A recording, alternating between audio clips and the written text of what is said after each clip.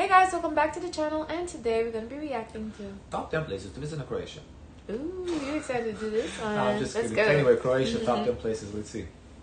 Croatia. My name is Ryan, and I just returned from exploring Croatia, and I want to share with you my It looks favorite like a heart. places. So here's Looks my like it, yeah. Croatia top 10. Wow! Ooh, wow. What are we doing? Wow. After visiting Croatia, it quickly Honestly, became one of my... you know how they should start off these videos? How? Is a map. Some people do. It's cool. I like to get into the perspective. Yeah, you know? I get it for you. all-time favorite European countries. From the endless wonders of the Dalmatian coast to countless medieval towns, Croatia is waiting to be experienced. That's really pretty. Let's start this video off at Dubrovnik. I think this is the most famous city in all of Croatia, and with reason. Located in the There you go. Thank That's you. your map. See? Next to Italy. Well, across from Italy, I guess. Not next to. Most part of Croatia, Dubrovnik is this incredible medieval city built right on the Adriatic Sea. Wow. The history of Dubrovnik Beautiful. is fascinating. It was founded in the 7th century and was originally called Ragusa. During medieval times, Dubrovnik prospered thanks to maritime Looks trade. very beautiful, this view, honestly. I'm surprised. Well, I guess we don't react to many Croatian artists per se, but I'm surprised we haven't seen much of like this, Originally called Ragusa. During like this side in music videos. This is just beautiful. Yeah, this is gorgeous. What we usually see is like forests. Well, I'm sure there's a lot of forests, but this is wow, beautiful. times, Dubrovnik prospered thanks to maritime trade and reached its peak around the 16th century. One of my favorite things that I did during my time in Dubrovnik was walking on top of the city walls. It cost about 35 euros, which was a little expensive, To walk on but the city walls? 100% worth it. You're able to loop the entire city and experience Dubrovnik from a new perspective. Damn. It's a 2-kilometer walk, and it took me about Oh, okay, an hour. that's a long walk out. Yeah. Still 35 euros though to walk? I'm doing the labor and I have to pay to do the labor? That's like a gym membership. I have to do it. One of my favorite places I on wonder the where you walls show- was the Menseta where you Tower. pay, It's like this show? 14th century. I think there's an entrance to enter and then some sort of exit, so I think you have to pay at the entrance, yeah. fortress that offers the highest It is cool vantage though, it looks point of the very city. cool. While I was just walking along the walls of Dubrovnik, I noticed some places to relax on the water, so I had to go check them Also, out. I guess to found this keep too beach many area and there was a people party at down there. once. Everyone was just chilling I think or so. jumping into the water off the cliffs. Of course, I had to join in on the action. There's no better feeling than cliff jumping into the Adriatic Sea. Afterwards, I wanted to see Dubrovnik from a different perspective, so I took up the cable car to the top of the nearby mountain. Wow. It cost about 27 euros for the round-trip tickets. When you get to the top, you'll have the best possible view of Dubrovnik. I walked over to the northern side and found a nice little place to watch the sunset. I stayed around until it got dark. I loved how Dubrovnik looked, lit up with all its lights. After I went back... Yeah, honestly, I didn't know. Like, I knew there was Dubrovnik. I didn't realize it was this beautiful. Wow, that's really... I would want to see this. Yeah, Croatia. Yeah. This looks very, very beautiful. Yeah, incredible. You did a great job showcasing this. to Dubrovnik's old town, and it was just Nice magical foods. walking through the city at night. This It is definitely stunning. felt like I was taking a Wow, Guys, if you that street looks so yeah, nice. guys, if you want us to see, send us like a best food tour of Croatian food tour, because we love That's so food. pretty. stroll back in time. Dubrovnik is such an enchanting city and one of the coolest medieval places I've ever been. Afterwards, we're going to head up north along the coast to visit Korčula. Now, located about a 2-hour drive from Dubrovnik, Korčula is the second most populous island in the Adriatic Sea, and to reach it, you can take a ferry from the nearby town of Orvik. My favorite place on Korčula is its old town. It's built upon this peninsula and has a fascinating history. It's been part of the Venetian Republic on and off since the 12th century, and some historians believe that Marco Polo You was know, born here. we don't really have that here. It's so I'm so fascinated to What, see like the these buildings. castles type of? Yeah. Yeah, this is very European. Yeah.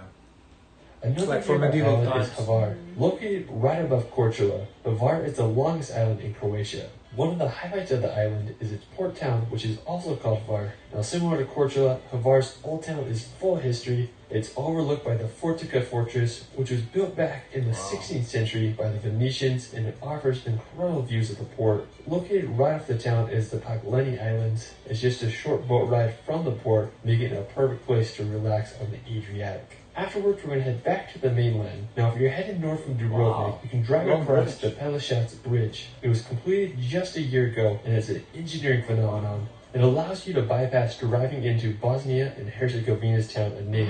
As I continued past the bridge, I was just amazed by the scenery in this area. There were vineyards Honestly, I never would have thought Croatia was such a beautiful country. I thought it was cold. I didn't think it was like too cold, but I just didn't realize there's like so much beauty in there. Like, this is incredible. I don't know. Do we see this a lot in the To be fair, we haven't reacted to that many Croatians, so it's, we haven't really been exposed to it. But I just would have never thought that. Wow. One artist, Baby Lasagna, and then we have reacted to some artists here and there from Croatia, but nothing like anything like this. Yeah, this was incredible. Adriatic and was just incredibly scenic. Afterwards, I headed north on Croatia's coastal road and arrived at the Makarska Riviera. Now, located right on the Dalmatian coast, the Makarska Riviera is where I saw some of the most impressive scenery from all my time in Croatia. The contrast between the blue Adriatic Sea against the green and white mountains was stunning. I drove through the town of Makarska and was looking for a place on the coast to relax, so I went to Cvitacka Beach. It was a really nice beach area. Whoa, what he said? Cvitacka?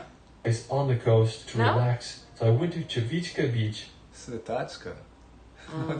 Whatever the fuck he said. It was a really nice beach area located just a few minutes outside of Makarska, and I had a lot going on. The water was crystal clear, and there were tons of places on the beach to relax. There was a good amount of people there, but I was able to find some solitude and shade in the trees nearby. Wow. If you're driving through Croatia, I definitely recommend visiting the Makarska Riviera. I mean, the scenery here is unmatched. Now, another cool place nearby is the town of Omiš. It's located about 40 minutes away from Makarska. Okay, so it seems he's showing all the like water towns. I wonder if we're gonna go more inland, because a lot of beauty like on the coast, right? I kind of wonder what's inland, Is this really unique looking city that is sandwiched between the mountains and the sea, and then it has this river that runs through it as it empties into the Adriatic.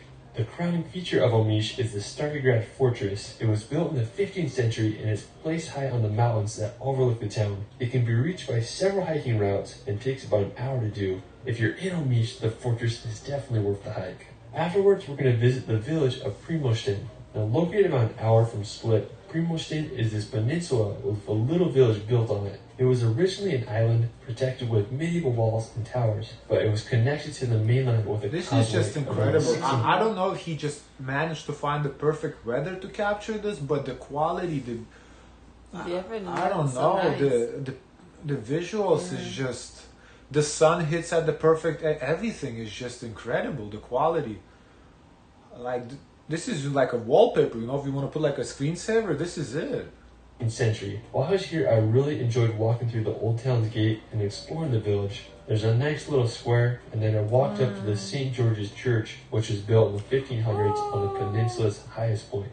There's also a ton of beaches around Primošten's old town. I enjoyed just chilling on them while enjoying the water and views of Primošten. I mean, definitely a charming little area worth checking out. Now, if you keep driving up the coast on your way to Zidar, you'll come across the Galešnjak Island. It's this extremely unique island that's shaped like a heart, and the scenery around it is absolutely beautiful. Afterwards, we're going to head into Croatia's interior and visit the Plitvice Lakes National Park. Wow. Located about 2 hours drive from Zidar, Plitvice Lakes is one of the most famous places in all of Croatia. And it's like a relaxing. Oh, that's nice. Honestly, we're only halfway through the video, but he did justice. I want to go to Croatia. Like that's a good. He really did justice to Croatia. Yeah, this is a great video, great showcase. Built this place years ago, and I've been wanting to see them in person ever since. The area is renowned for its crystal clear terrace. Okay, this looks a little like Lithuania here. Lakes that lakes with the forest, beautiful waterfalls. No waterfalls. I was here during the high season, and it cost about 40 euros for me to get in, which I thought was a little expensive. But during other times of the year, it's cheaper. I'm realizing Croatia is not too cheap. Is it like?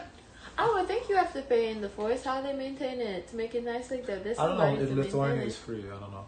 But then who maintains it? The government.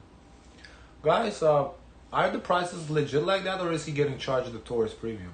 Because all the prices he mentioned is kind of expensive. Because there's prices for like visitors, but like if you live, maybe there's like that's what I'm saying. Is it like a tourist price? Mm-hmm.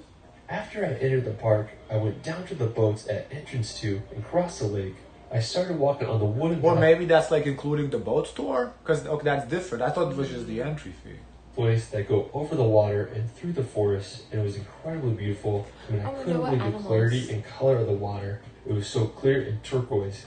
I kept walking until I made it to some waterfalls. They were so unique, and you can get up close to them on the walkway. I mean, it would be amazing if you could swim here, but unfortunately it's not allowed in the park. I will say Plitvice was extremely crowded when I went, so if you do come, I recommend visiting right when it opens or coming during the off season.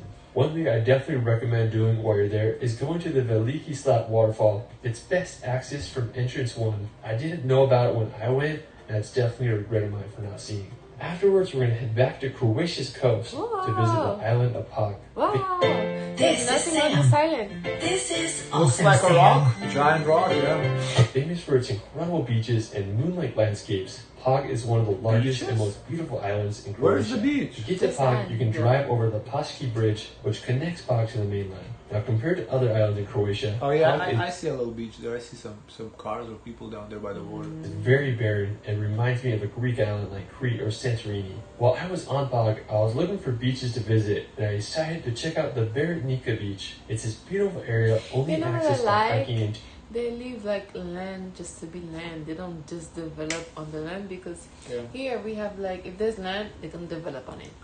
We gotta bring those prices down because the rent is ridiculous. We're taking a boat, and it had these 3 unique boulders in the water that kind of reminded me of a mini Kalagolarice. Now, to get to the beach, I walked on this lunar-like landscape, and it took me about 30 minutes to get there. When I arrived, I was blown away by the scenery. There were barren cliffs contrasted with the blue waters of the Adriatic. I spent some time swimming around the boulders, and I just had a great time chilling here until the sunset. Hello, Rock. If you want to Yeah. visit That's any the walks, thing, it's that's the islands, thing. You gotta give Pag a visit. Afterwards, like- we were going near Ooh. the top of Wow. Croatia to visit the medieval port of Rovinj. Now, looking on the Istrian Peninsula on Croatia's western coast, Rovinj is one of the most beautiful medieval fishing towns I've ever seen. The history of Rovinj is fascinating. From 1283 to I'm so 1797, impressed. Rovinj was governed by the Republic of Venice. After the fall of Venice, it became part of the Austrian Empire until World War I, and from 1918 to now 1947, I need to see the geography now. I want to see Of the Croatia? state of Croatia. it was part of the Kingdom of Italy. But today, it belongs to Croatia, and it's one of its most beautiful cities. When you walk the streets, you'll feel like you're in Italy due to its Italian influence. One of the most beautiful features of the city is the Church of St. Euphemia. It's perfectly perched on the hill, on the highest part of the town. It was completed in 1680 and stands over 60 meters tall. I mean, Rovinj is such a special place I hope you all can experience. For our final destination, we're going to visit the island of Dugi Otok. Now, to reach Dugi Otok, I took a 2-hour ferry from Zadar to the small village of Urbin. Now, 2 this island hours is very on a long, so ferry? you definitely want a car to get around. I Oh my first God. went to Velirat, which is the very northernmost point on the island. It has this really scenic lighthouse that is supposedly the I tallest wonder how lighthouse. long he was in Croatia to experience all this. This Seems takes like a long at least a time. week or two, yeah. A week? Oh, I feel like longer. Well, if his goal is to kind of just tour, I think a week is doable. I think if you want to like relax, lay on the beach, then that's different. The Adriatic Sea. The lighthouse keeper might even let you climb to the top for a small fee. Now, afterwards, I went to the southern part to visit the Telascica Nature Park. I mean, this area was extremely beautiful. It had a bay full of islands, and then there was this really nice beach Pretty area water. with a little restaurant. It cost about €10 to get in. Now, the main reason I wanted There to you come go, here €10 was to is a see its reasonable cliffs. price. It was just a short hike to reach them, and the views were amazing up there. But Some did you cliffs jump? rose over 100 meters from the sea, no. and He I likes to love the jump. white color of them. Now, another one of my favorite features of the area is Mirror Lake. It's this That's salt so lake. cool. That is cool. How like such a tiny island has a lake Lake within in it. it? Yeah, that is pretty cool. Yeah, that's Wow. Positioned in a very peculiar place, as it's on this skinny peninsula surrounded by the sea. I I wonder love the how contrast between the water dark blue gets colors in. of the Adriatic with the cliffs and the Probably turquoise underwater. color of Mirror Lake. I mean, just such a unique place. Now, from there, Like, I could look at the difference in color. Yeah. cliffs and the turquoise color of Mirror Lake. I mean, just Look Yeah. the lake versus the sea. Incredible. such a unique place. Now, from there, I could also see the Kornati Islands, which is home to some of Croatia's best untouched nature. It's an archipelago with over 140 islands and islets, and to fully experience them, you can go on a full-day boat tour. I mean, I was running short on time this trip, but I'll definitely be back to experience them. As I was finishing my time up on the island, I went to this place called the Dragon's Eye. It's this natural pool that was way fun to swim in.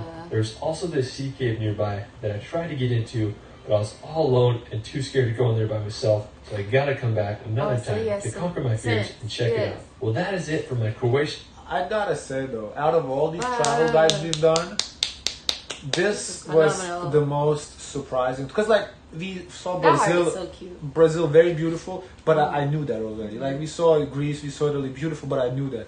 Croatia, I kinda didn't know like none of this. This like caught me by surprise. I think like this is the most shocking video of this that we've done, because I really just wasn't that familiar with it. I didn't know none of these places. Maybe it's not advertised for people to come. I think so. Yeah, because they don't show this. I think so. This was incredible, yeah. Guys, of course, let us know your thoughts. Rate, like, comment, and subscribe. Join the Discord. And as always, share as much kindness as possible.